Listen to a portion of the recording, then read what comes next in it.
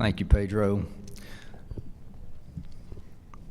In November of 2024, the Mississippi Gulf Coast Community College received a $7.1 million grant to expand the Mississippi Artificial Intelligence Network, or MAIN.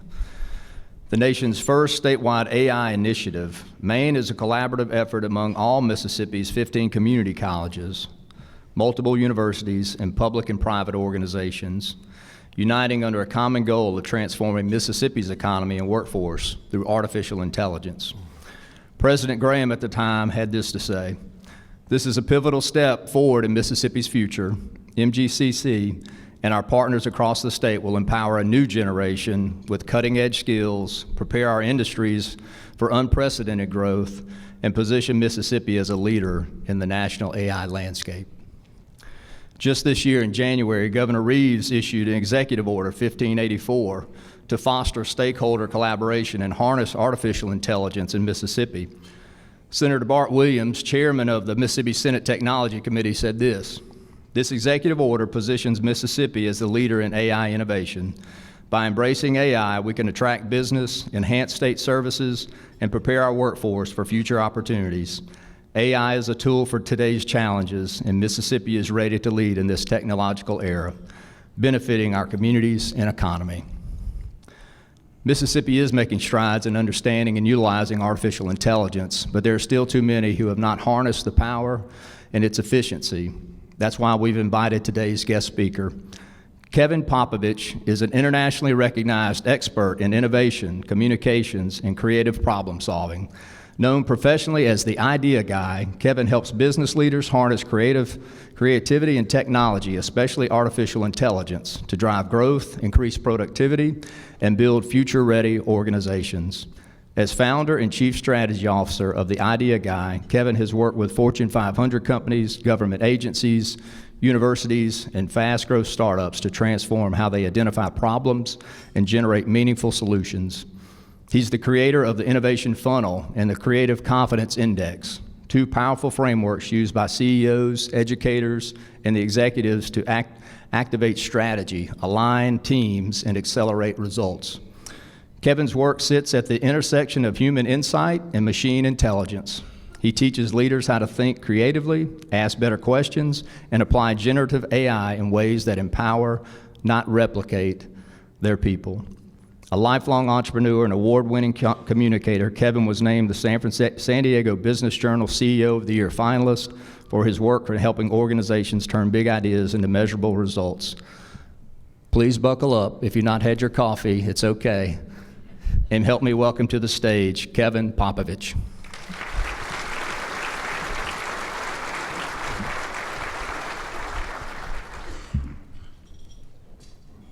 Good morning, everybody. I guess this thing's on. All right. Thank you for the introduction, Jamie. Hey, my slides work. Welcome to Amplified.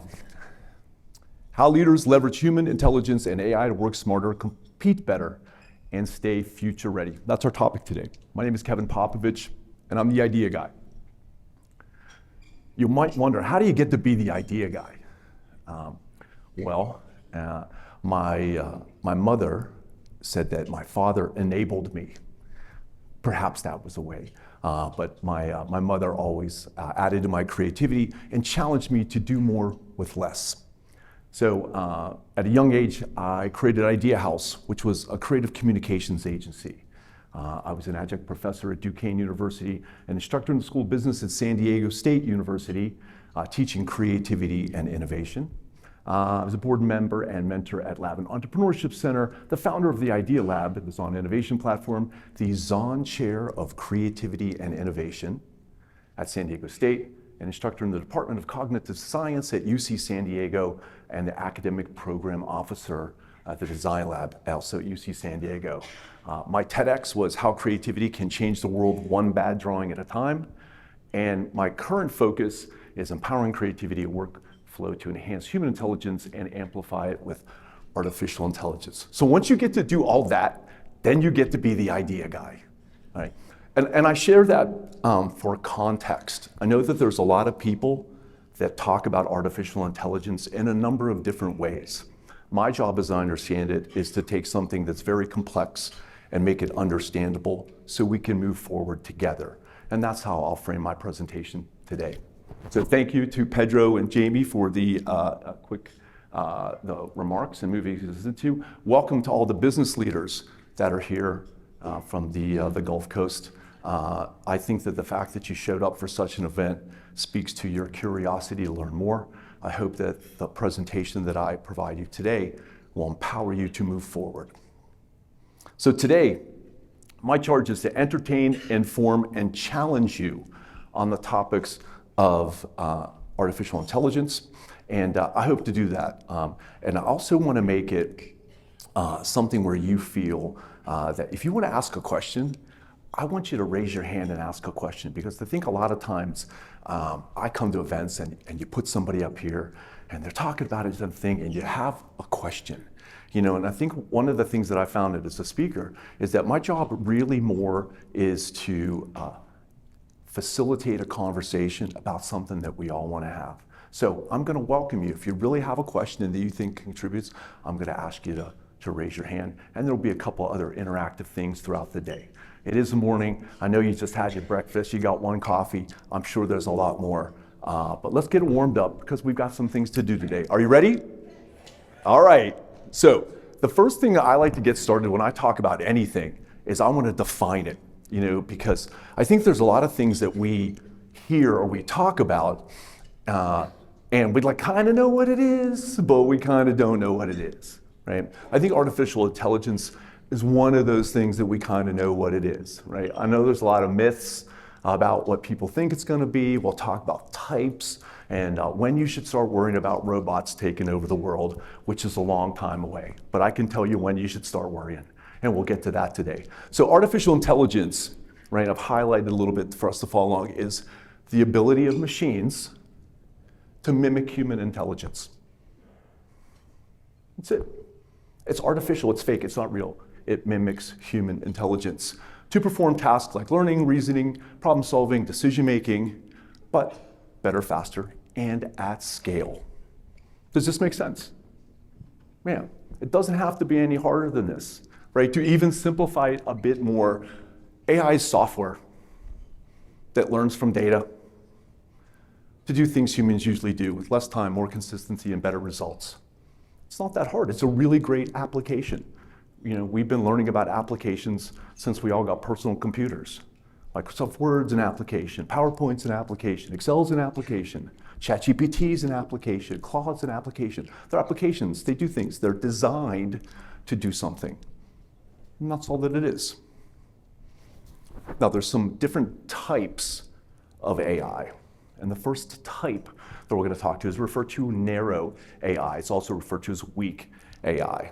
And it's designed for a specific task. It does one thing really, really, really well, right? It can't do anything outside of out of its programming. It can't change its mind and decide it wants to do more. It does what it was programmed to do because it's an application.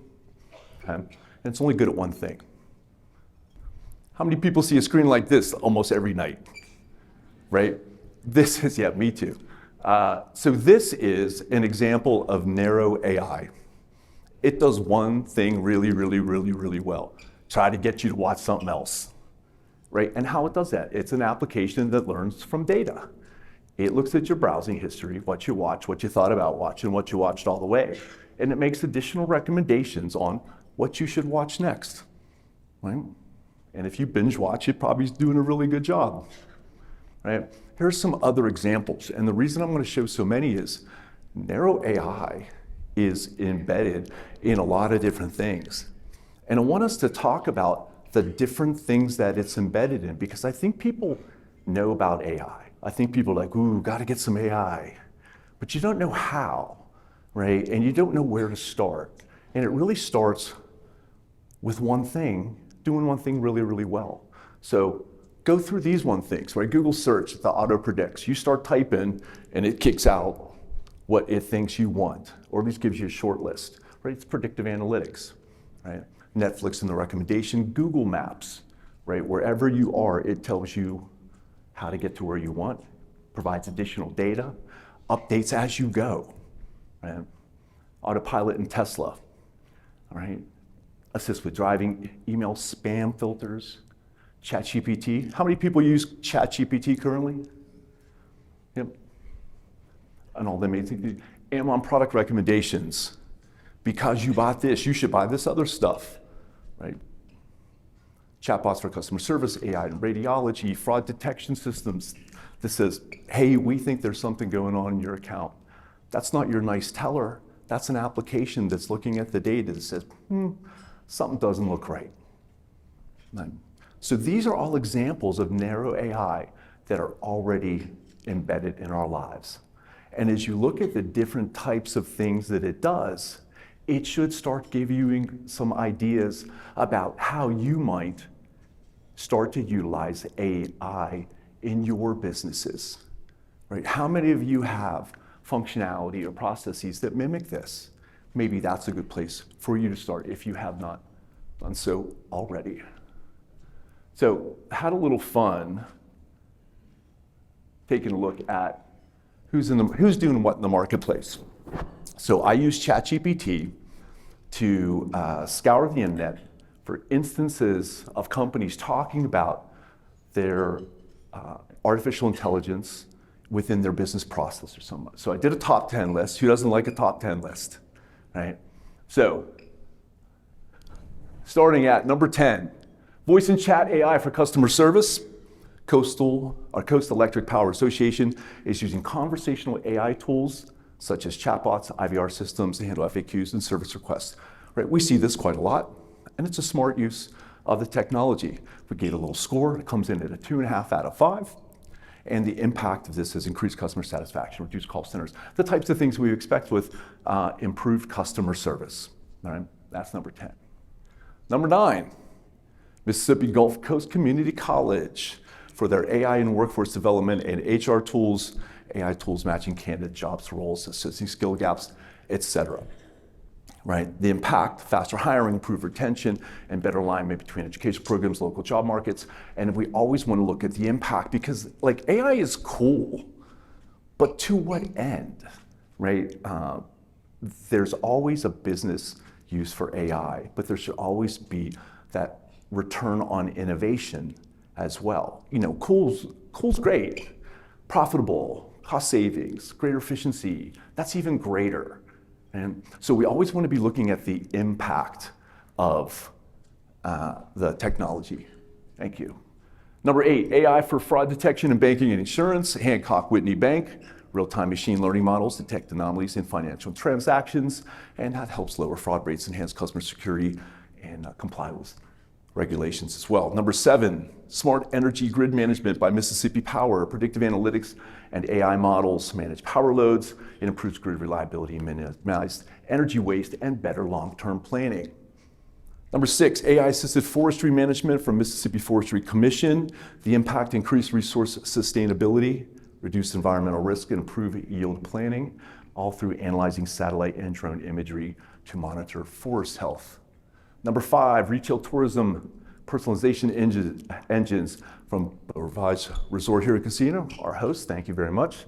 AI personalized guest promotions leads to higher guest satisfaction.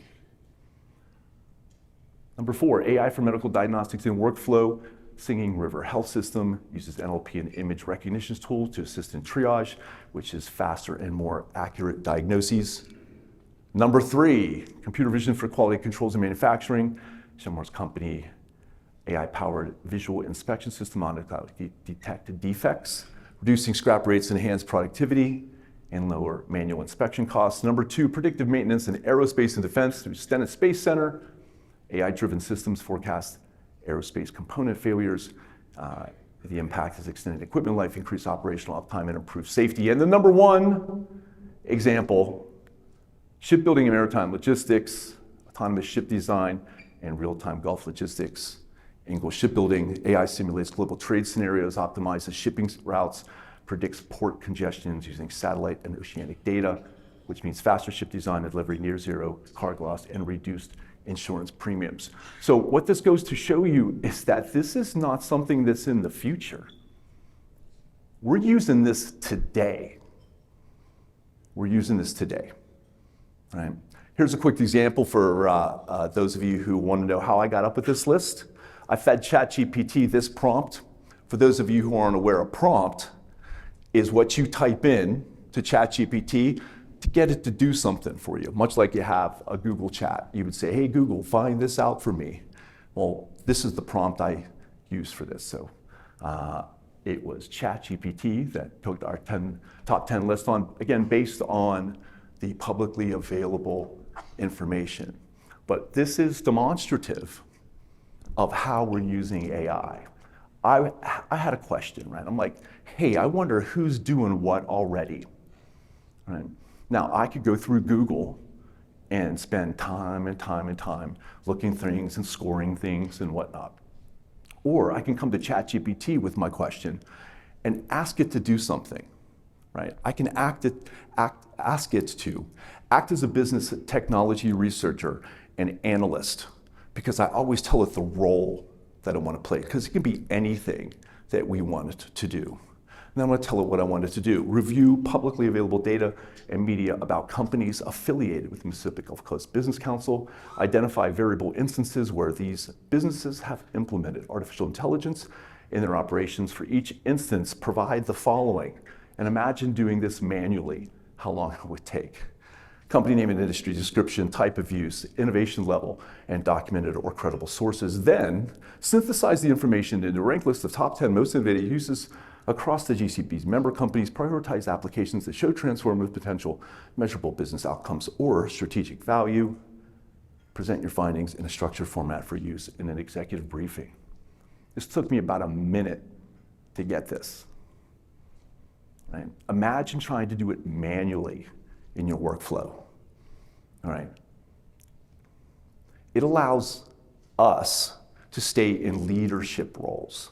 Right? How many times have you been in a scenario where, like, I wonder what the top 10 this is. I wonder how we compare to this. I wonder. And then there's barriers to that information. So that wonder left is unfounded. It never goes anywhere, that great idea. This allows you to get that curiosity satisfied and move forward in some kind of fashion that gets you closer to your goals. Faster, better, cheaper. Right? That's why this is so exciting.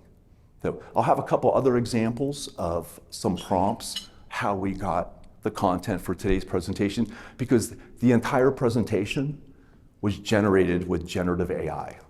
The entire thing. I got a letter from Jamie that says, hey, we want to talk about this. I processed the letter in ChatGPT, turned it into an outline, got the outline approved, turned that outline into a deck, and then all of the content that you're seeing in here, minus a couple pieces, has all been generated with different artificial intelligence tools, and I will call them out along the way. So let's go to the second type of artificial intelligence, and that's called general AI. Now, general AI is AI with human-like cognitive abilities, right? Can learn anything, adapt in real time, do anything a human can do. Except click this thing. There you go. Remember this? Who remembers this movie, right? So this is general AI, right? For those of you too young to remember this movie, Google 2001 Space Odyssey. Yeah, see how that ends. So what could go wrong? So when we talk about general AI, a lot of our familiarity is via movies, much like other technology has come to us through science fiction. Right? Star Trek, Star Wars, etc. came from books. So HAL 9000, Space Odyssey, understands speech, plays chess, controls spacecraft systems, make decisions, even disobeys orders. Yeah, Jarvis in Iron Man. Manages a mansion, runs simulations, assists in combats. Tony Stark's AI co-pilot, right? While Tony is flying around in the suit, he's got the Jarvis in with him. Ava Ex Machina demonstrates self-awareness, natural language and motion, and manipulative intelligence. See where we're going? Data on Star Trek, fully sentient android with a motion chip, ethical reasoning, creative problem solving. There are episodes when he goes awry as well. And then Skynet, Terminator, right? Achieves self-awareness, takes control of global military systems, and sees humanity as a threat. What could go wrong? And I think this is where people start thinking about artificial intelligence and robots taking over the world. It's because we watched all these movies and people are like, it's cool and then we'll terrorize you. And now everybody's all wigged out about technology going awry. Not that it can't. Right? But as we look towards the future, people want to know when is this going to happen? Right? So I went to ChatGPT. I went to go see what it would tell me. I had some questions I wanted to know before the robots take over. Right? How long do we have until this becomes a reality? What will have to happen before this can happen? What pivotal moments? And what is likely to happen when this does become a reality? So I went to ChatGPT. Again, for those of you who are not familiar, it's just like you went to Google and I'm going to go type something in because I want to see a result. So I go to ChatGPT and I say, act as a prompt engineer and draft a prompt that helps me ask these questions in a way that generates the most accurate response based on current science, technology, knowledge, and theories. Also include what else I should know that I do not know to ask. Okay? Now, I ask it to act as a prompt engineer. What that role is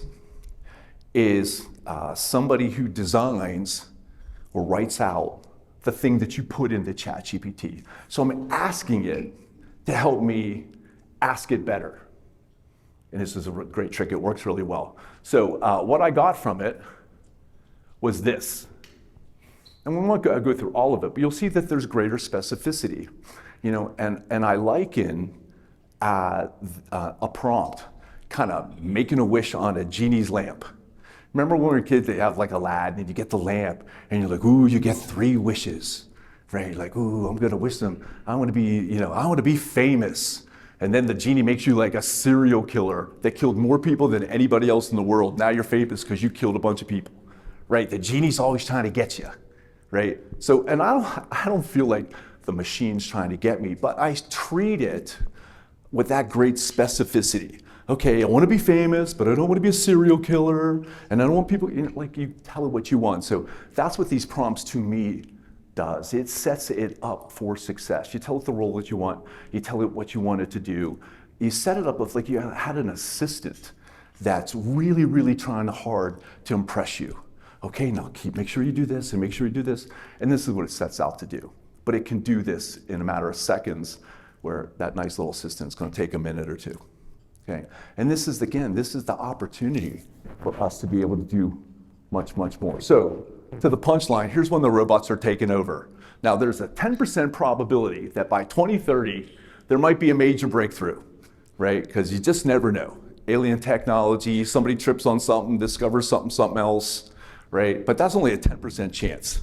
Now, there's a 50% chance that the robots will start coming, I shouldn't say it like that, between 2040 and 60, aligns with most experts, it's calling for current and scaling trends, because we're getting into stuff and we're like, ooh, we didn't know it was going to do that, right? And most of it's been good. There's only been a couple bad surprises so far, but there tends to not so many good surprises. But you just never know what you're going to learn until you get into it. And then there's a high percentage that by 2100, conservative hedge considering biological cognition, complexity, and regulatory constraints. So we're not going to see it. Your kids are going to see it. And I can't wait to see what it actually comes out to be, because there's a lot of potential, right? I like to believe that there's more good than bad. So let's talk about why this prompt works. Why I'm able to get to data like this is because I ask the right question and I reference the right data.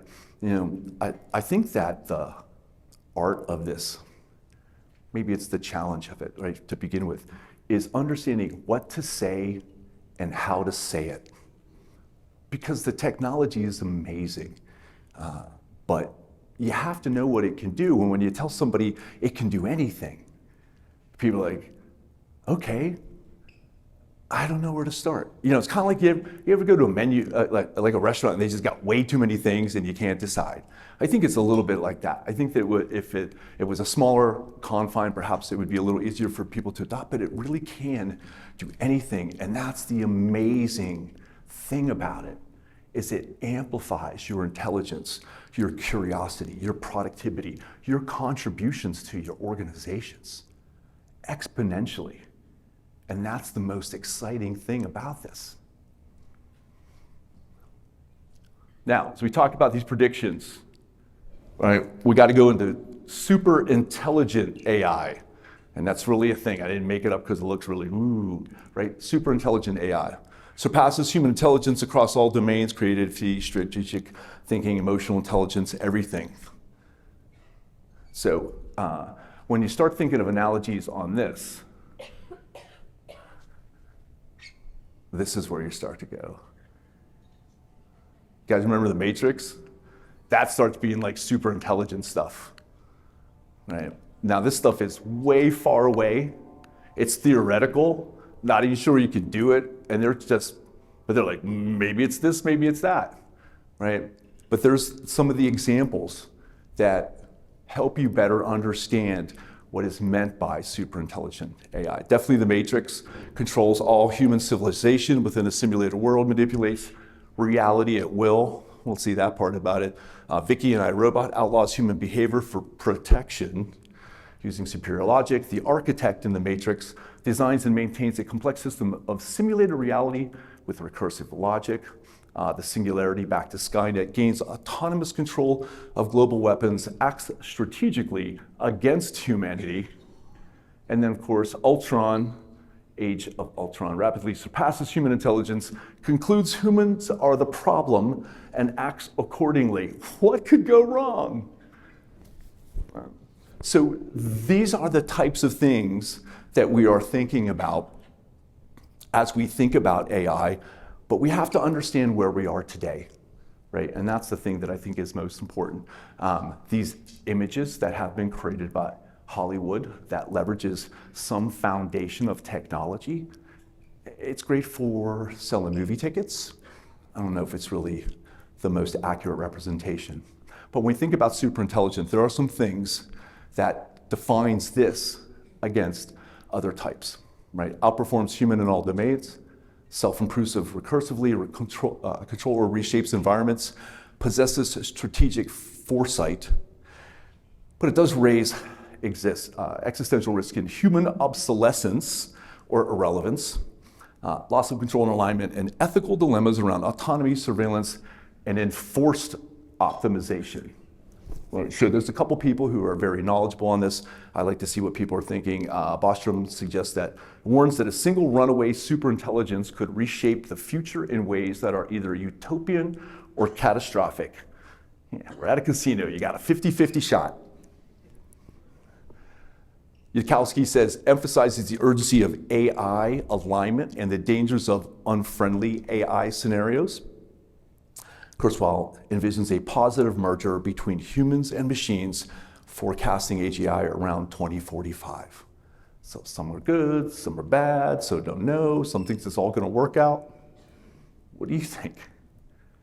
Right. So here's our current status with the super intelligent robots that are going to take over the world someday.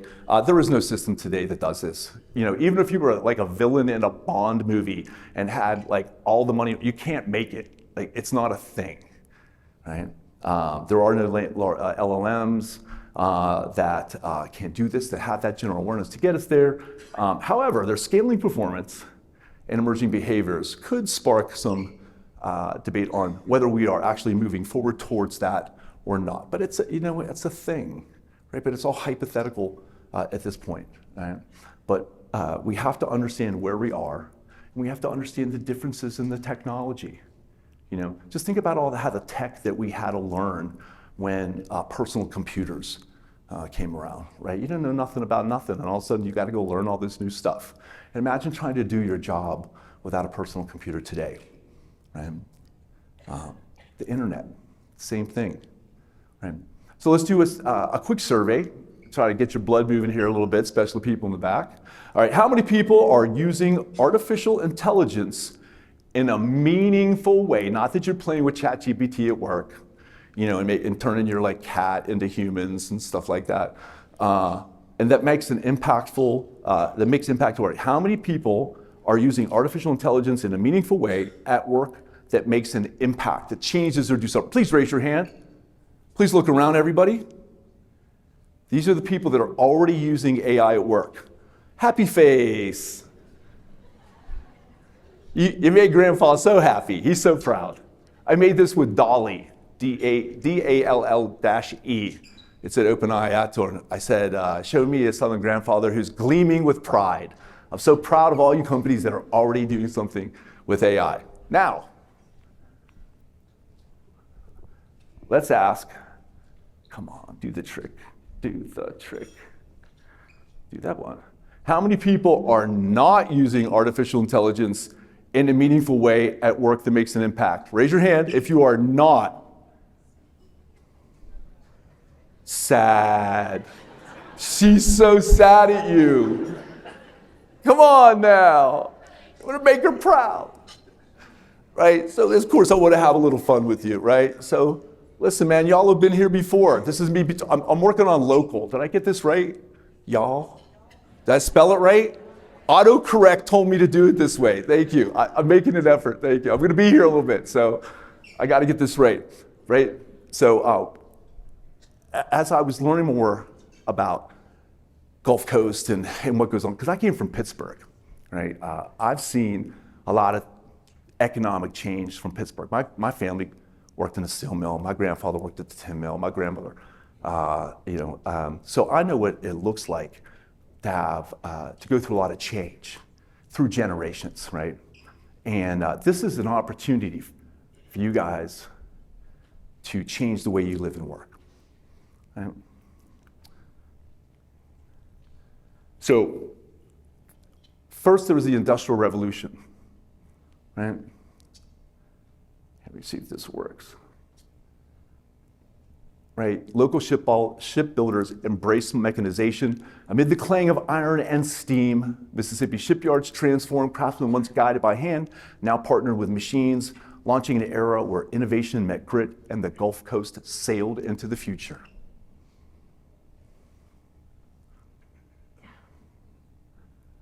There was electrification, enabled 24/7 operations. Lights blazed and machines roared as electrification powered a new Gulf Coast. Ports, refineries, and factories came alive around the clock, fueling nonstop progress and redefining what was possible day and night. The digital age, modernization with computing, keyboards replaced clipboards as the digital age arrived. Shipyards, aerospace labs, and logistic hubs embraced computing, streamlining designs, accelerating production, and transforming the Gulf Coast to a global economy.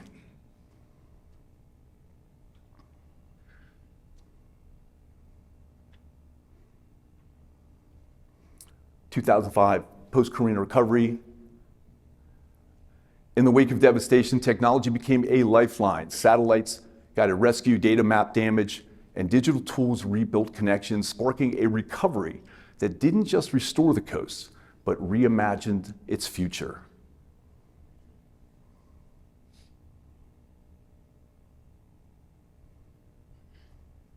Y'all have been here before. This is your time. And just like before, some of y'all are going to adapt and some people aren't. Some people are going to move forward and some people aren't. And I think that this symposium is a call for everybody in the community to lean in and do something about this, right? The community has to come together, and it starts by y'all taking care of your own businesses. What can you do at your business? What can your business contribute to the community, right? How can we all get there together, because there is strength in numbers. The Gulf Coast of the future will evolve by embracing AI. From smart shipyards to AI-powered hospitals, the Mississippi Gulf Coast can thrive. Machines amplify human potential. Industries run smarter, communities grow stronger, proving that when AI meets ambition, the future is built here. Now, all of those images were generated on Sora, S-O-R-A, part of the OpenAI platform. Right? I asked with this prompt to generate images that look towards your future based on economic data that was available. You can go into the very, very long detail, but this was the prompt, and this is what artificial intelligence sees in your future. Right? Now, let's quickly go through what it is and what it isn't. Right? As we said before, AI is a software program that amplifies human intelligence. Think of it as a digital assistant. It works harder, it's faster, it doesn't need breaks, it can scale. Most of what we do today, again, is narrow AI or weak AI. Right? We saw those different examples, ChatGPT, UAs, fraud detection. They don't think, they do one thing really well. What AI is not is sentient. It can't think, can't feel, it can't make decisions. It only does what we tell it to do. Doesn't understand like humans do, right? It has to go through a whole transformation process to take your prompt into the computer, understand it, and give it back to a way and you're able to understand it. It doesn't have an agenda, it's not coming for your job, right? You know who's coming for your job? Somebody who knows how to use AI. That's who's coming for your job. Yeah, yes, please.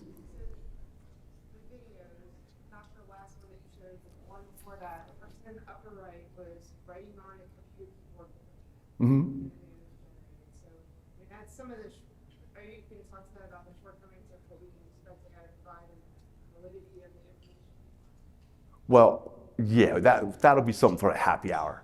I think, well, because you bring up a good point. So like one of the directions I have in the chat is don't put words in it because it misspells words. Anybody see that little anomaly, and it just, I don't know why, but it's horrible at spelling. Yes, it can't be wonderful at everything. But that is one of the things, right? And because it's an output, like we're using this as a tool, we're still responsible for all this content that comes out of this stuff. It's a tool. You can't say, but the computer got it wrong. No, man, that's your job. You can use the computer to help you be smarter, go faster, do things you can't do. But that output is still your responsibility. And you have to understand what a tool can do, what to. And very astutely, you're right, there's some things that it's going to get wrong. But you got to pay attention to those things. Okay? We'll chat more later if I may. Thank you. And so smart businesses use AI to free up their people for better work. Right? Like I do a bunch of workshops that are all data driven. There's spreadsheets and all these notes and all this other stuff. Now I could spend forever doing a summarization of that, or I can use ChatGPT, I can use Otter, or I can use any of these other tools that help make sense of all this data so I can stay in a leadership role. And that's the thing that I'm most excited about for leaders to understand. And how often are you dependent upon staff and management to get you things to do in a certain time or to do it the way you want it? I don't think this is an opportunity for you as leaders to say, geez, now my staff can do more, now my managers can do more. I think it's an opportunity for you to do more. They'll come along. I like lead by example, but this is empowering. And I had a conversation with a couple gentlemen that were later in their career, and they're like, wow, all this new technology stuff, these young guys will be all over it. I disagree. I completely disagree. I think the old guys and the old gals should be all over this stuff because, as I stressed, the trick in being productive with generative AI is knowing what to say and how to say it, right? With years of experience goes wisdom.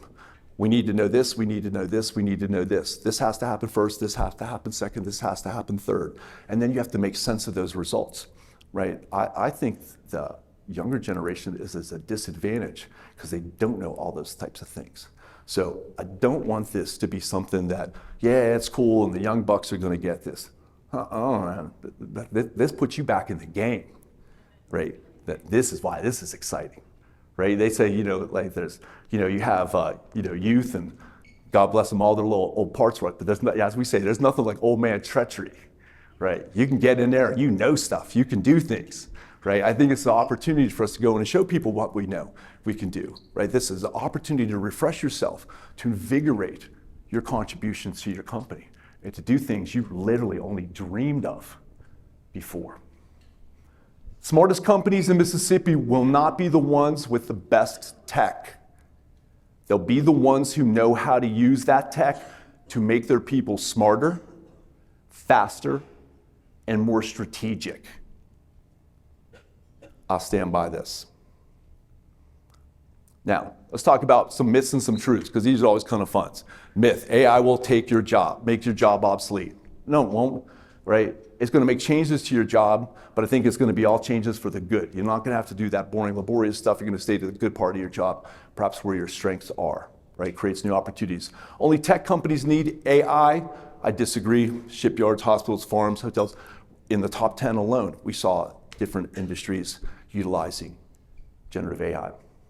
AI is too expensive. Wrong. You get a ChatGPT subscription for $20. For $20, you can have one of the most powerful tools I have ever worked with. You know? I need to be an expert to benefit from AI. You do not. You just have to be curious.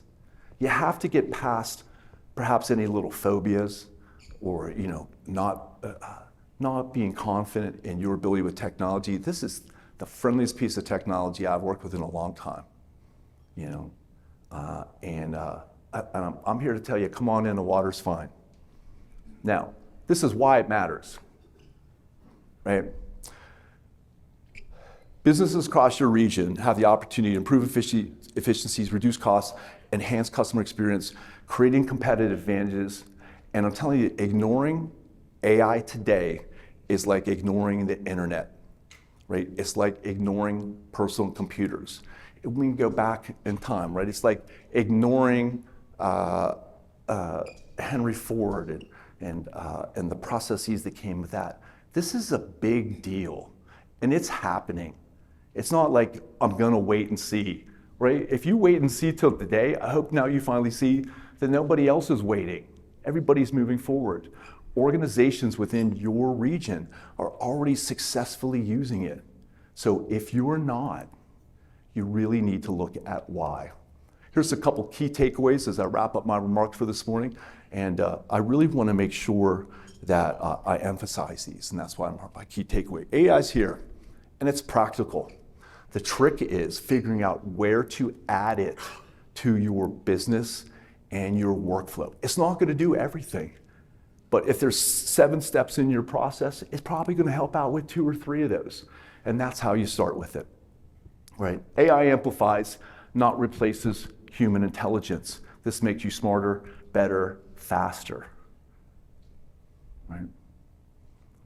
AI is a tool for working faster. The biggest barrier is not the technology, it's the problem framing. It's trying to figure out what problem in your business do you want to address first? Because it can do a bunch of different things, but you have to direct it, right? And that's where understanding your business is important, because where I see most businesses make the mistake is they solve the wrong problem really well.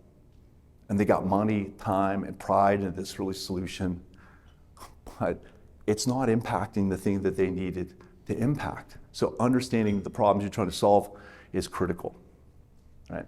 Innovation is not a local trend. It is in your DNA. As we saw through those Sora videos, right? Through every generation, there's been a technological change, and this one is yours, right? The risk of inaction is real, right? Trying to ignore AI in your industry will lead to your demise, because everybody else is trying to figure out how to implement it. And over time, it will create differential advantage, right? If you are a premium, you will become a commodity. If you are a commodity, you will not be able to compete. It's this much of a business impact. And this is why I'm stressing it so much. You are not alone. You are not alone. You have a community here that has already embraced it. Those people who have raised their hand that says that they're leveraging it at their job, I'm sure they'll talk about it. We've identified different organizations that are doing it if you have contacts there. And the whole purpose of the Gulf Coast Business Council is to support you in your efforts, right? So GCB is here, GCBC is here. I'm here to help, right? And I'm here to support your journey, however that looks like moving forward. Inactivity is the enemy of innovation. This is what I want you to take away from. There's a lot of new ideas. I'm sure your mind's spinning, right? But you got to do something. You got to do something, because sitting there wondering about it is not going to bring you any closer to your goal. So if those of you who want to take some action, we have partnered with the Executive Education Department of USM. We've got some of our colleagues here today. Thank you for supporting this effort. And over the next couple of months, we're going to have a couple different workshops that USM has partnered with GCBC to provide discounts for all its members, to encourage you to participate in our programs, particularly teams at corporations that are looking to make a change and adopt generative AI. With that, I will thank you for your hospitality. My host, Jamie, Ben, thank you for opening remarks, Pedro, and thank you for all being so hospitable. I'm Kevin Popovich, I'm the idea guy. I had a great time with y'all. Thank you so much.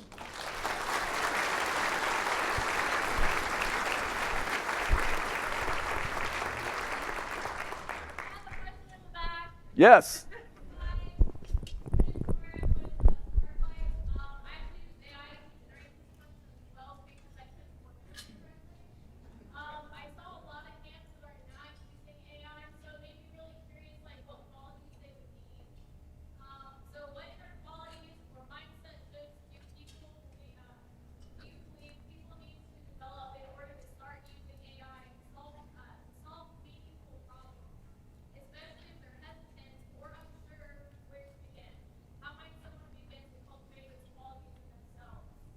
Thank you for your well thought out question.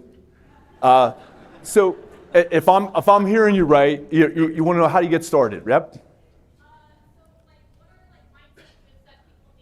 So I'm a big mindset guy, I'll tell you. I think one of the things you have to first do is you got to suspend judgment. That's the first thing I'll tell you have to do.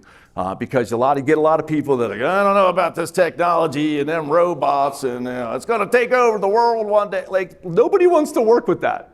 Right? You got to be open to new things, and you have to be open to making some mistakes. So I think suspending judgment is the first thing you have to do in a mindset. The second thing, I think you have to challenge the knowledge that you have, because with generative AI, like, it knows way more than you do, right? And some people start getting intimidated, like, oh, it's not going to tell me. No, it does. It knows way more than you do, right? So you have to be willing to increase your knowledge or challenge the knowledge that you have already. The third thing I'll suggest you have to do is you have to increase your observation. You have to pay attention to things that you haven't paid before, and you have to experiment with some of these different tools. And the last thing is you have to try to be a little more creative than you've been. So those are the tips that I would give you around mindset that will prepare you better to explore ChatGPT. The last plug I'll give, and I get no kickback from this, but if I had to go anywhere, you want to start with ChatGPT on that $20 a month subscription, because you get everything that comes with it. You get Dolly for pictures, you get Sora for video, and for God's sake, click on that little thing that says Explore GPTs that nobody ever clicks on. There's like 100 little tools. That's like buying the toolbox and saying you had a screwdriver, hammer, and some pliers on the top, but you never lift it up to see you got a 100-piece ratchet underneath it.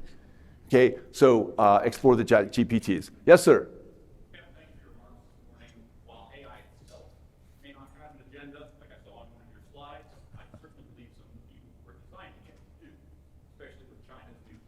Mm-hmm.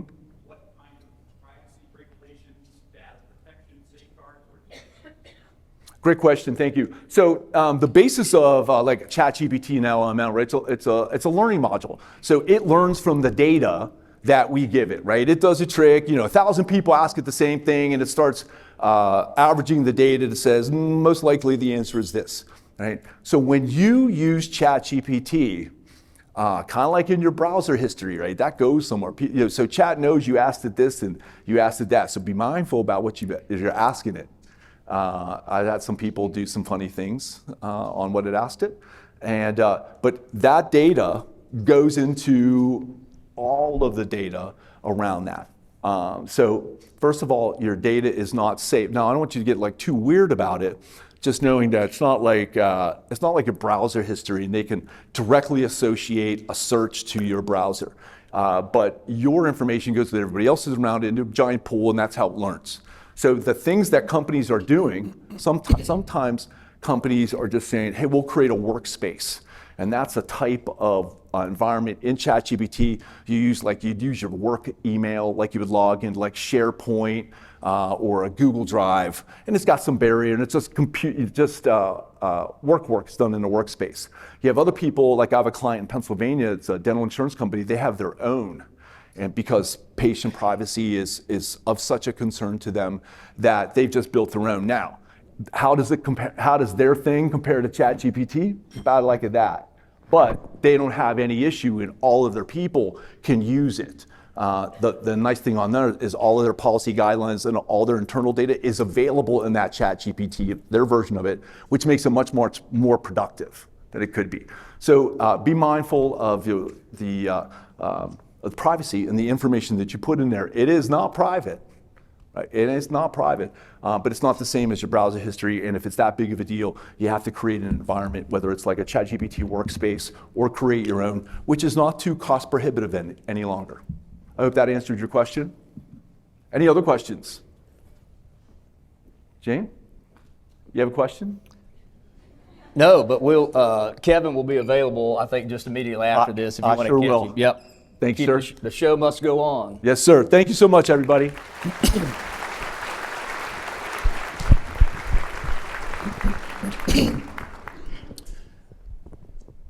So before I get started, I was given a note that the Mississippi Gulf Coast Community College golf team is competing for a national championship as we speak.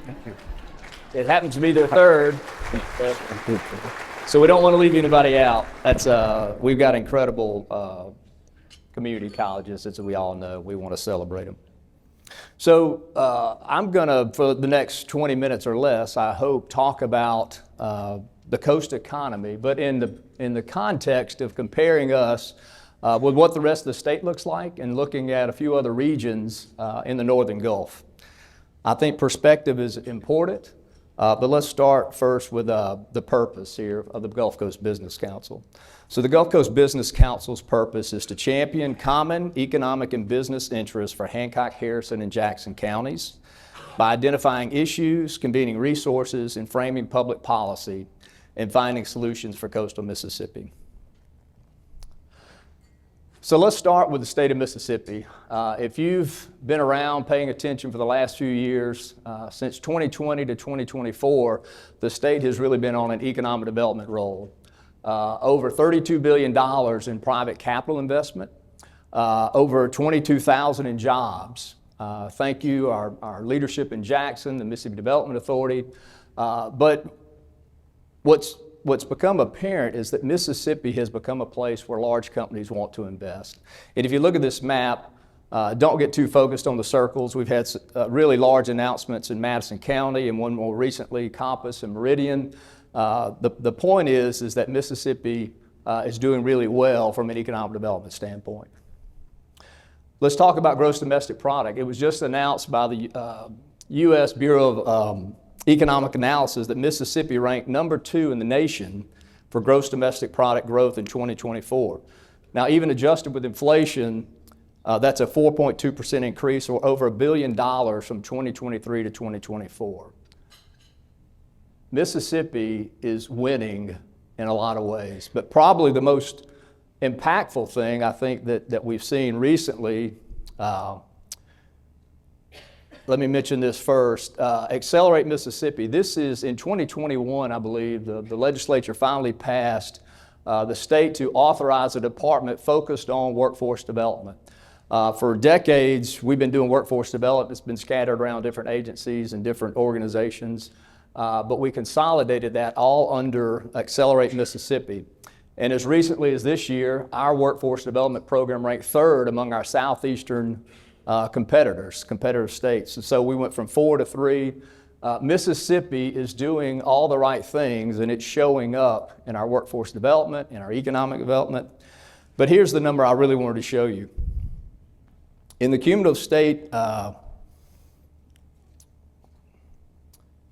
National Assessment for Educational Progress rankings, Mississippi's raw scores placed Mississippi now 29 in the nation.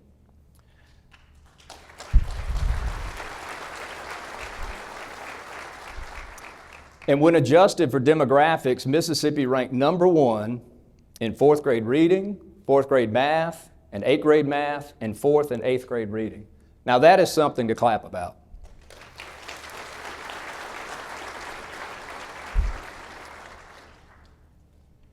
I put this in there just because I love it, because I've had to listen to people all over the country, and if you grew up in Mississippi, you've heard this too. Mississippi's 49th or 50th. 4th graders in Mississippi now read nearly a full year ahead of students in New York City.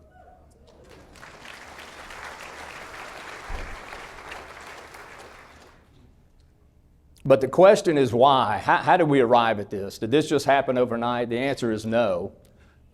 This was a result of some very intentional public policy, some very intentional investments, tax reform. Probably a decade ago or longer, our state got really serious about its future, and the results are starting to show. But it always starts and ends with people. And so for the next few slides, we're going to talk about where the people are in Mississippi and how it compares to the coast. But before I do that, I just want to say that the people in this room, we're going to recognize some of our superintendents a little bit later. But many of the people in this room, and I saw a handful of our legislators, I saw Secretary Michael Watson here. The people in this room, in this region of the state, drive as much of public policy and influence public policy as anywhere else in the state. If we could get the people in this room around an idea and a focus about how we want to move forward, I'm convinced no one could stop us. But we need to look at the landscape and kind of see where we are. So let's just start with population. So these slides will look over about a decade, 2011 to 2023. If you look at Mississippi, we're still losing people slightly, although it's gotten better. As a state, we lost about a little over 1% of our population. But if you look at the coast over that same time period, we gained over 8%. So as a coast population, we are growing. Now let's look at a few regions of the state. Now I just chose these regions because I think this is kind of where a lot of the economic activity and population growth is occurring. So we took the northern DeSoto County Marshall, we took the central, which to include Madison, Rankin, and Hinds, Forest, Lamar, and then also our coastal counties. So if you look at this population is actually a reflection of growth in 2022, not March of 25. The fastest growing county in our state is DeSoto County. They are coming out of Shelby County and out of Memphis and moving into DeSoto County at a faster rate than anywhere else. But Harrison County was the second fastest growing county. So we are growing. Each of our local coastal counties is growing in population. So what do you need if you're going to have a business, if you're going to have employment? You got to have people. And so if you look at the civilian labor force by county again, and this is as of April, you'll see that DeSoto County is at 99,000 civilian labor force. They soon will eclipse Hinds County as having the most civilian labor force in our state. Now we're still doing really well. If you look at Hancock, Harrison, Jackson, we still are just under 200,000, around 188,000 cumulatively or collectively. But if you want to know where jobs and business are going, they're going where the people are, where the workforce is. Let's look at unemployment rate. Again, Mississippi is at an all-time low in terms of unemployment rate, and the Gulf Coast is also at record lows. Rankin County, Madison County being at under 3%, but collectively across the lower coast counties, Hancock at 2.9, and then Harrison and Jackson at 3.3. So those numbers all look really good. People are coming here, unemployment's low, we've got a good civilian workforce. But let's look at that same population growth to some of our neighbors to the east. So if you look from 2011 to 2024, immediately to our east, Mobile had a slight loss, about 4% in population.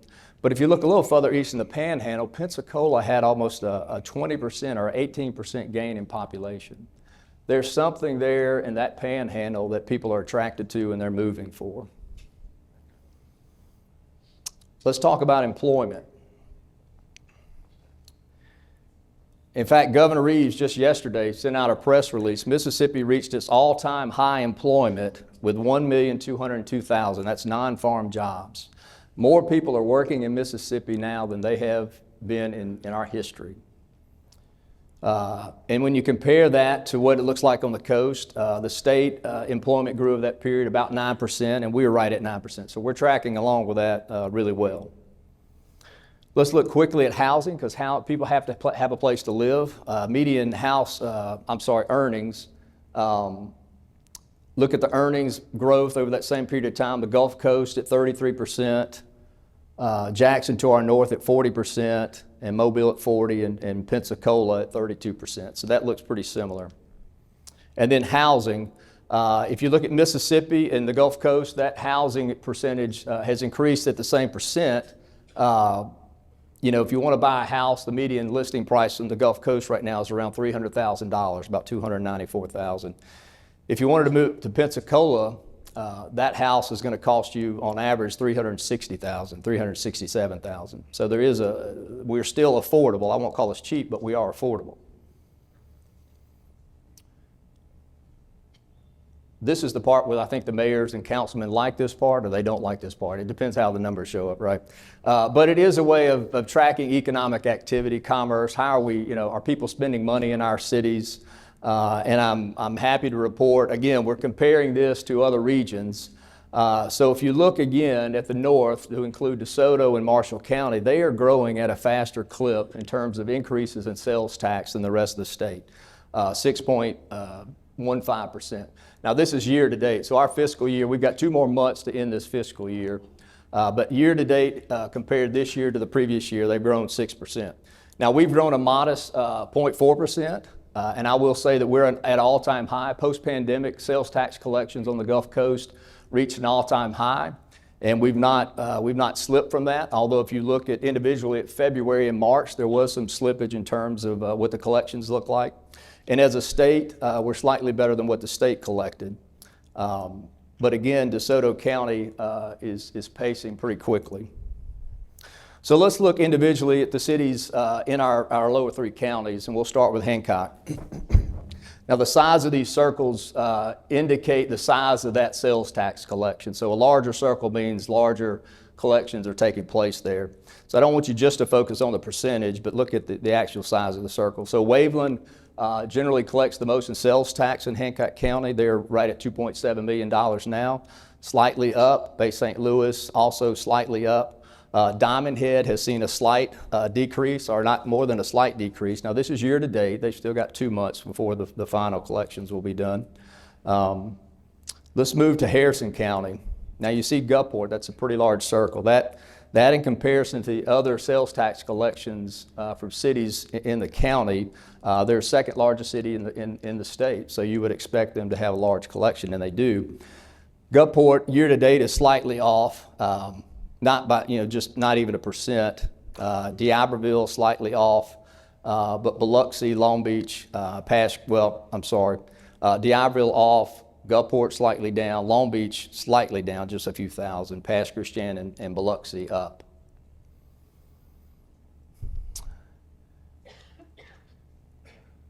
Jackson County's doing really well. If you're in Jackson County, you ought to give yourself a hand. All their sales tax collections from city to city are up 2%, 3%, 2%. People are spending money in Jackson County, or continuing to spend money in Jackson County, at least in those cities that are collecting that tax. That's another positive. Let's look at tourism and gaming. You can't talk about the Gulf Coast economy without talking about tourism. Tourism, another really strong performance. I didn't do a comparison of what it looked like last year, but this year we had the latest economic impact report at Coast Tourism had a $3.37 billion impact, generating $400 million in state and local taxes. Now this represents 29% of the statewide visitor spend and 35% of the tax revenue generated statewide. So Judy Young, your team, thank you for what you're doing. Please give them a hand.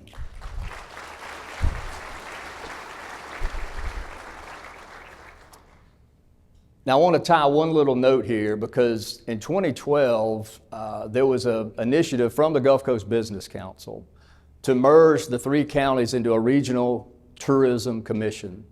And there was a lot of push and pull with that. We eventually got it to happen. But I think without question, the initiative that the Business Council took at the time to create that regional tourism board are showing up now clearly in the numbers that we are an attractive place. People want to come here and spend their money. Gaming also, you can't talk about tourism without talking about gaming. If you look back pre-pandemic in 2019, we were the casino gross gaming revenues for the Gulf Coast properties was about $1.3 billion, I'm sorry. We had obviously during the pandemic, we stepped down and then quickly got to a $1.6 billion industry in the Gulf Coast. Now, the most recent numbers are about $20 million, have leveled off slightly. That's still $260 million above where we were pre-pandemic. Our gaming industry is healthy. We continue to see visitors come and spend money at these properties. Now, this is the most important part of this presentation. So if you've not been listening until now, please perk up one last time here. Regional competitiveness.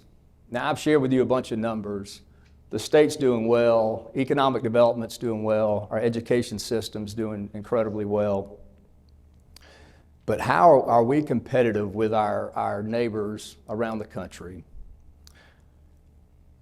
Let's start with gross domestic product. And again, I'm going to compare the coast to Jackson and also our neighbors to the east. So we had a sizable increase in gross domestic product, 10%, over $1 billion in growth over that roughly 10-year period. Our neighbors to the north in Jackson also did very well, 14% increase over that same period of time, $3 billion.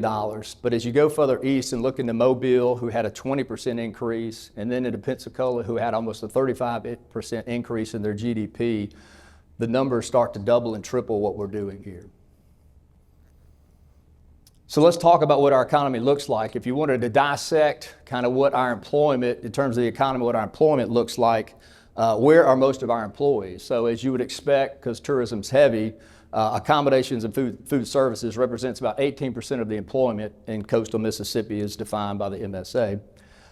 Manufacturing, I would say, is still a very bright spot for us. We are great at manufacturing, and we pay a very good wage for those manufacturers, almost $80,000. That's the highest of any region in the state. I think Jackson County leads that at right around, when all said and done, about $80,000. So Jackson County has about 14,000 of those 18 jobs. But if you're in manufacturing, you've got a workforce here, and we pay them well. Now this chart, I understand it's a lot to look at, but it's an important chart, so stay with me. So if you look at the red line and you look at the circles represent the annual salary size for that industry occupation. And if it's above the red line, it shows the growth that we've had in that occupation industry sector over the last 5 years. So you'll notice the yellow accommodations and food services, let's just call those tourism jobs. We've had a 1,600 job growth of 1,600 in that sector. Again, I think that's a direct reflection of the success we're having in tourism. And it's not just happening in Harrison County, it's happening in Hancock and Jackson County. Now you may say, well, Jamie, those jobs aren't the high-paying jobs. We may not be targeting those jobs, but that is a reflection of how well we're doing and competing with other markets throughout the region. So I don't see that as a negative. Now, here's a few circles that are below the red line that we do need to pay attention to. Professional, scientific, and technical, the light blue circle. Think of those as STEM related. We lost over 600 of those jobs in the last 5 years. Also, when you look at construction, about 500 jobs. Utilities, which is the highest average wage at about $120,000, is somewhat steady, but we lost a few jobs there. Manufacturing, when you've got almost 19,000 jobs in manufacturing, minus 44 doesn't, to me, alarm me. I mean, there's a lot of just shift within that big number. But we do need to pay attention to that professional, scientific, and technical area. Now, there's many things happening in that, and we've talked about it today. We've talked about what the Gulf Coast Community College is doing. We've got USM's Ocean Enterprise, where they're teaching oceanography and science. MSU partnered with Jackson County just recently and broke ground on a aquaculture research facility. I think our professionals know that we need to lean into this category, and I think we are. But we need to continue to focus here because these jobs, one, are STEM related, two, they're higher paying jobs, and we don't need to be caught flat-footed in any way. So what progress are we making? I talked earlier about the initiative the Business Council had maybe a decade ago that saw the value of combining our county efforts into a regional tourism. I think I've shown you by job increases and also in just the numbers of tourism that decision was the right decision. I think we can all agree on that. The Business Council also has researched deepwater oil spill. We were heavy involved in the legislation that led to the Gulf Coast Restoration Fund. And I think the Business Council is leading two efforts now that we've just started that will also lead to gains in our region. Startup Gulf Coast, create, launch, accelerate. This is a new partnership we have with Innovate Mississippi to identify, attract early stage tech startups, individuals, small companies. This was a recommendation from our master's class from 2024 that has come to fruition. We're just getting started with this. It's a mini accelerator program, if you're familiar with that, not an incubator program, but we'll host a pitch competition. Those tech startups will then go on to a statewide competition. Similar to what USM's Gulf Blue Navigator is doing in the blue tech economy, we want to do that with other tech companies, and we want to partner with the Business Council members to do that. And perhaps this is even bigger, Defense Community Support Program. Everybody in this room knows the significance of our defense contracting and military installations and federal installations to include Stennis Space Center. There's been 3 recent publications that have been a guide for us as we move forward. One, the Mississippi Defense Economy Strategy Plan, The Future Fight, Economic Development Guide for Military-Based Communities, and South Mississippi Defense Strategy and Mission Attraction Study. Over the next 6 months, we're going to stand up a Defense and Military Affairs Council. That is going to be a regional focused group that is not only going to look toward the future and what happens at Stennis, what happens at Keesler, what happens at the Navy base, what happens in defense contracting. The future is uncertain, and if you read the paper, you know that this is true. We have to take this into our own hands. We can't wait for somebody else to solve this. So these are the 2 initiatives that we're leaning into, and we'll talk more about it, and we'll be asking for your assistance as we move forward. If you were looking at a basket of really shiny diamonds and gems, this is probably the shiniest one. The Mississippi Cyber Initiative and the legislature's commitment to funding this project at Keesler Air Force Base is potentially a game changer. They will start construction here soon on the Mississippi Cyber Center at Keesler Air Force Base. It will be a collaborative effort among public and private sector. If you're familiar with Keesler, they train the Air Force cyber airmen in cyber. The reason I've got the Cyber Center of Excellence at Fort Gordon is our current master's class, which many of them are in here today, will take a trip to Fort Gordon in July. We're going to visit with those organizations and how they stood up the Cyber Command and the Center of Excellence for the Army in Georgia. This is going to be a focus that we need to pay attention to for the next couple of years. It's an incredible bright spot. It took a lot of effort to get us here, and there'll be more to come on this as we move forward. I want to leave you with one quote. I just recently read something that Bill Cork, our state lead economic developer, wrote, and I thought it was appropriate today. It's an exciting time to be doing economic development in Mississippi. We're not just seeing growth, we're seeing the kind of record-breaking momentum that only happens when people get aligned, work a plan, and follow through. If I could leave you with anything about what I've talked about is we need to stay aligned, we need to work a plan, and we need to follow through. Thank you.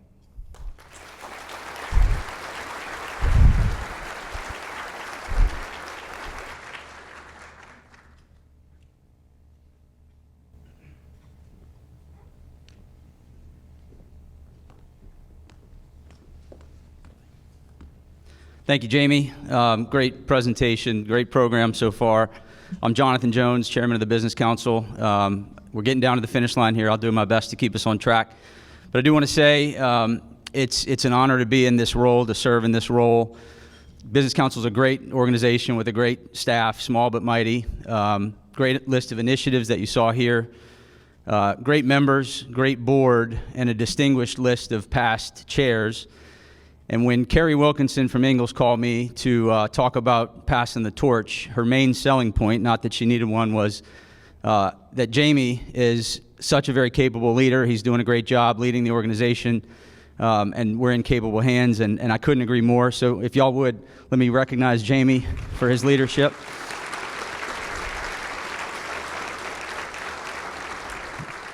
And all the hard work that went into putting on today.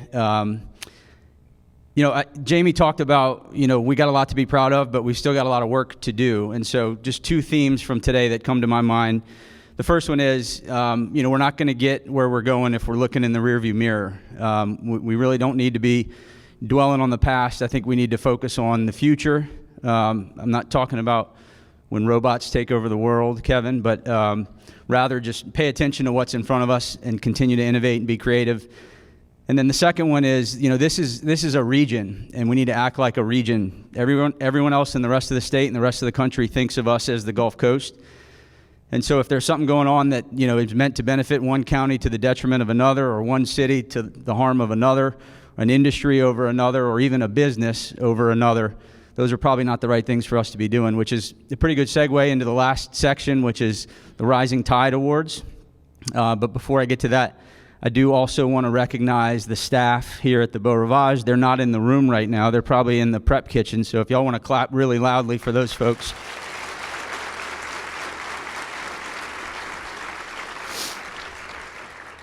Jamie showed some stats. He went through them pretty quick about the hospitality industry. It's a big part of the workforce down here. I'm really fortunate to get to work with a bunch of great folks over at Harrah's, a bunch of first-round draft picks, many of whom are sitting at the table here. But our industry proudly welcomes guests from all over the country and all over the world, frankly, and works really, really hard to do that and to make you all proud as folks that live here. So thanks to the folks from the Beau Rivage for hosting us today. I think I was allotted 5 minutes. So anybody who took the under on that, you can go down to the sports book and cash those tickets. You're welcome for that. And I'll turn it back over to Jamie to present the Rising Tide Awards. Thank you all.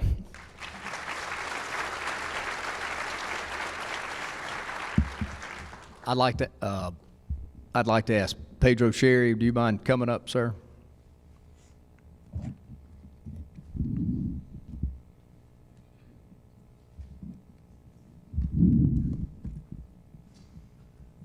You don't get the award yet, but we want you to help us. We've all heard the aphorism, "A rising tide lifts all boats." Growing up on the Gulf Coast, many of us have experienced this truth literally. It's also true in the abstract. Good public policy should benefit all of our citizens. Likewise, private sector investments that create jobs, raise wages, and generate revenue is vital to improving the quality of life for everyone. It is with this in mind that the Business Council decided to recognize someone each year from the public and private sector who has demonstrated the attributes of the rising tide. This year's private sector winner of the 2025 Rising Tide Award is Derek Bodart with Superior Optical.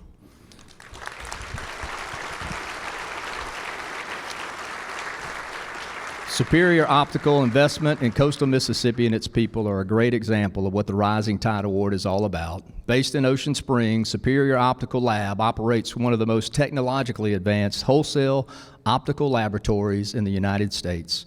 Founded in 1990 and incorporated in 1991 by Hal Walker and John Jacobs, Superior Optical is a service-disabled veteran-owned small business owned by a U.S. Navy veteran with a proud history of partnering with the U.S. Department of Veteran Affairs to provide affordable, high-quality eyewear to veterans and their families.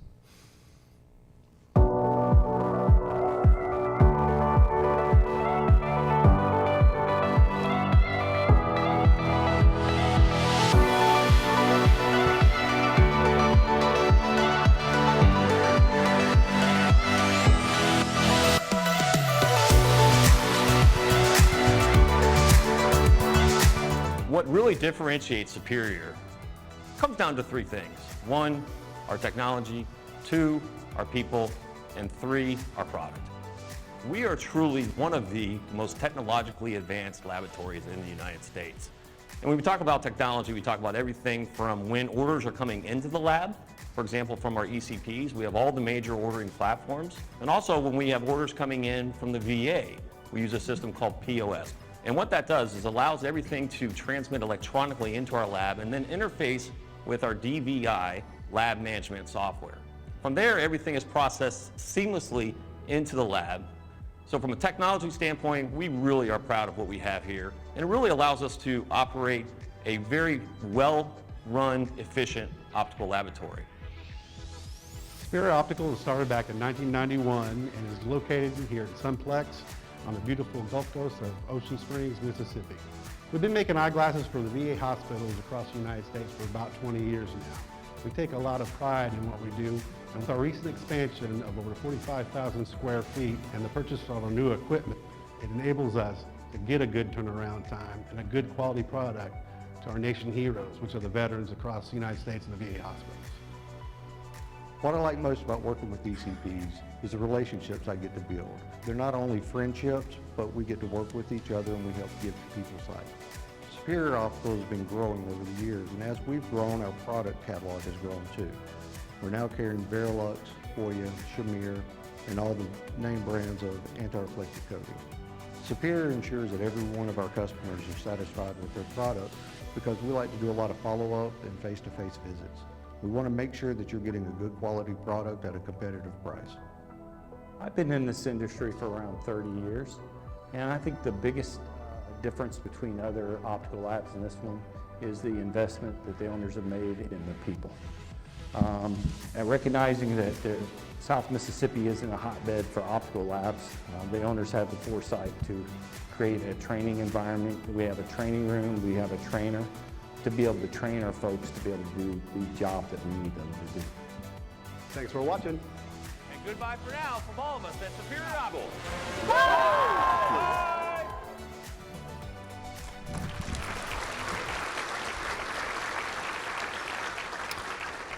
Derek Bodart is a veteran of the United States Navy, where he served for a total of 8 years and was recognized with a Southwest Asia Medal and National Defense Medal for serving in a wartime theater. He's a graduate of the University of Illinois and University of South Florida, where he earned a BS in Finance and an MBA, respectively. As a service-disabled veteran, Derek's primary focus at Superior is ensuring that his fellow veterans receive quality eyeglasses in a timely manner. Thank you very much, Jamie. Unfortunately, my attention span's about 2 seconds long, so I have some notes and everything I'm going to do. But anyway, you said it best earlier. You got to have a team to make it, to go further. Not just fast, but further. So those folks right there, I want you to give applause to them. Without them, we wouldn't have this. So thanks, guys. It's them and our other 200 employees that make it possible to do that. So I'm forever grateful, but this is an honor to be up here and do this and everything and get this award. When I arrived here about 8 years ago, first couple of years we were very, very blessed to triple business, and that got us on our way right there. Then we kind of leveled off, and it gives us an opportunity to buy more machinery, expand the building, and get more capacity, basically is what we're trying to do there. So now we're talking about growth in Jackson County and Ocean Springs. We're about to probably triple it again. So we're fortunate enough that we're going to have some good dealings with the VA, and over the next couple of years we should have about half the United States going right here to where we're at today. So that's awesome, and it's very, very great way that's all going so far. We got to, you diversify your portfolio a little bit, so we got other things going on besides the VA. We got a couple of things going on with a couple big box stores, and so the future's bright. You got to wear shades, and hopefully they're prescription. So, but the team and everything, but the state and local government has really been helping out. They've been so supportive and everything. They're part of the team now, and you just couldn't do it without all those people. So I just thank everybody. The folks have been so inviting when I got here about 8 years ago, and I'm very, very glad to call this place my home. So thank you.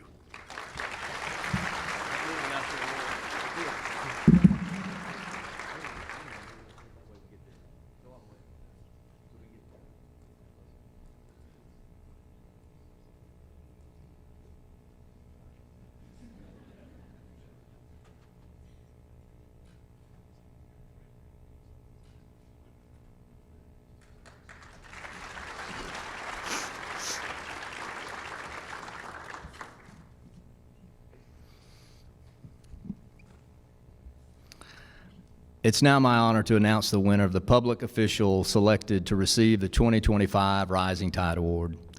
This year's winner is not an individual, but a collection of public officials who embody the attributes of the rising tide. The 2025 Rising Tide Award goes to the 11 superintendents of our public schools in Hancock, Harrison, and Jackson County.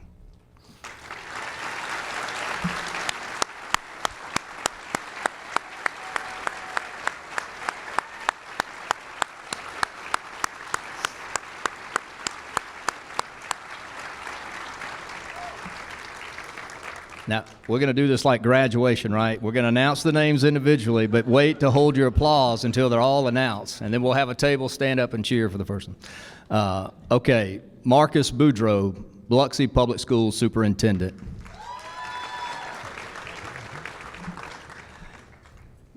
Billy Elsie, Goche, Pascagoula Public Schools Superintendent. Glenn East, Gulfport Public Schools Superintendent. Rhett Ladner, Hancock County Public Schools Superintendent. William Bentz, Harrison County Public Schools Superintendent. David Baggett, Jackson County Public Schools Superintendent. I think some of us had graduation today. He may have been a casualty of his own graduation.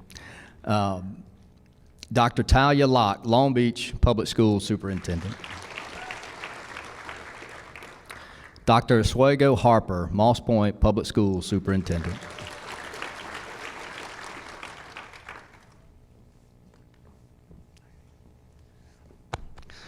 Michael Lindsay, Ocean Springs Public Schools Superintendent. Dr. Carla Evers, Pass Christian Public Schools Superintendent.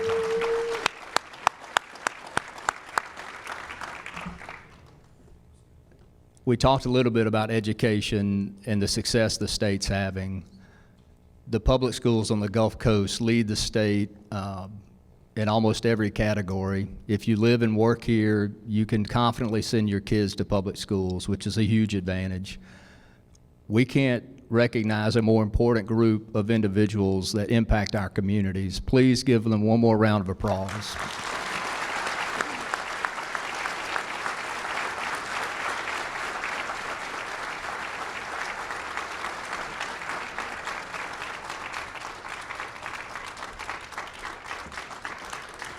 Yeah, please stand.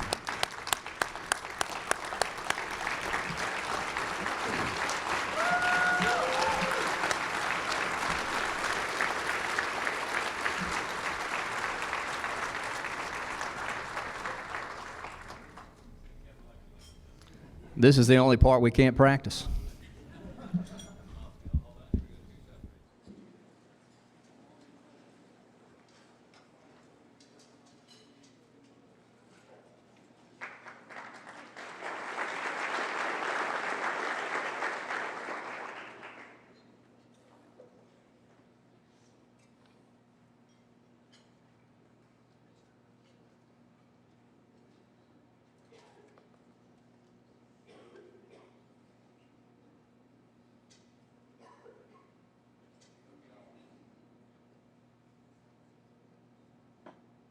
Turn this thing on one last time. We hope y'all will put those proudly in your office as a reminder of how the business community supports and appreciates what you do. It's 9:58. You're welcome. Thank you all again for supporting this event. You can go ahead and clap. Why not?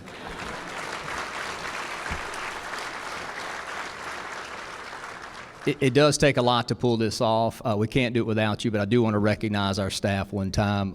Ben Hunter, who you've probably communicated with, Joyce Hart. And we've recently almost doubled our staff. We hired Alexa Cottrere as our strategic director of new initiatives in marketing, so I hope we'll get to introduce her to you soon. And with that, we're adjourned for the 7th Annual State of the Coast Symposium. Thank you.